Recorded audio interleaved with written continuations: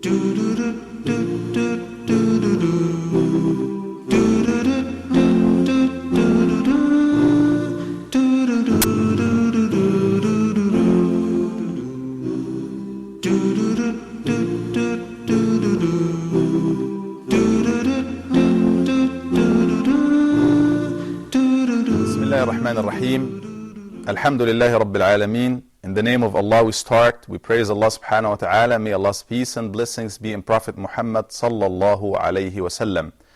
This is your host, Amr Dabour. Welcome to a short reminder of today, inshallah.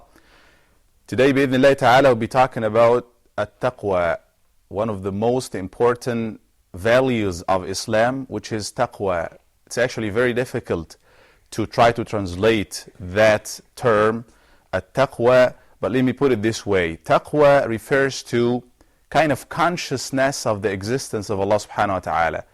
Being aware that Allah Azza wa Jal is looking at you, that Allah subhanahu wa ta'ala is watching over your action, that Allah subhanahu wa ta'ala is always there counting everything that you are saying you are doing.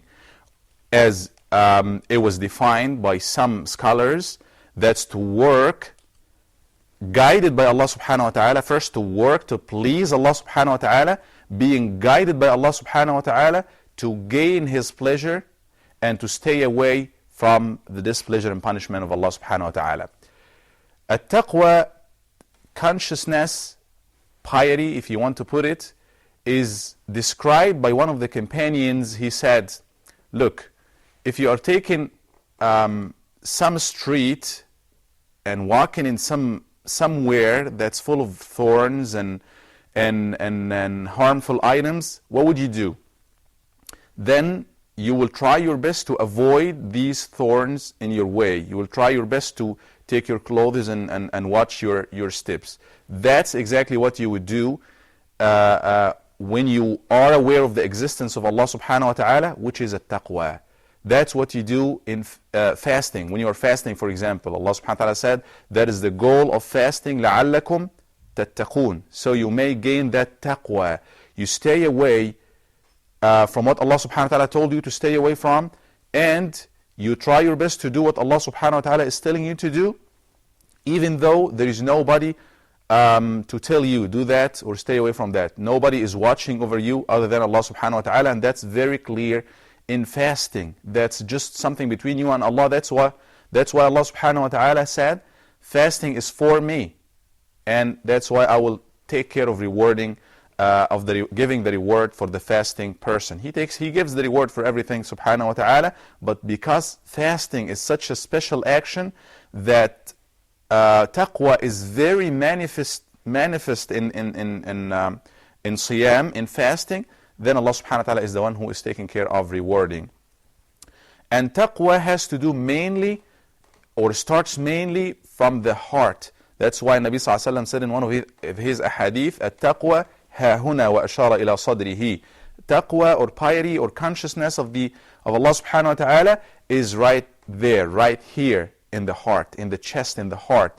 So taqwa starts not by how you look or what you are dressing, or it starts with or from your heart. It starts what's in your heart, because that will be reflected in your actions.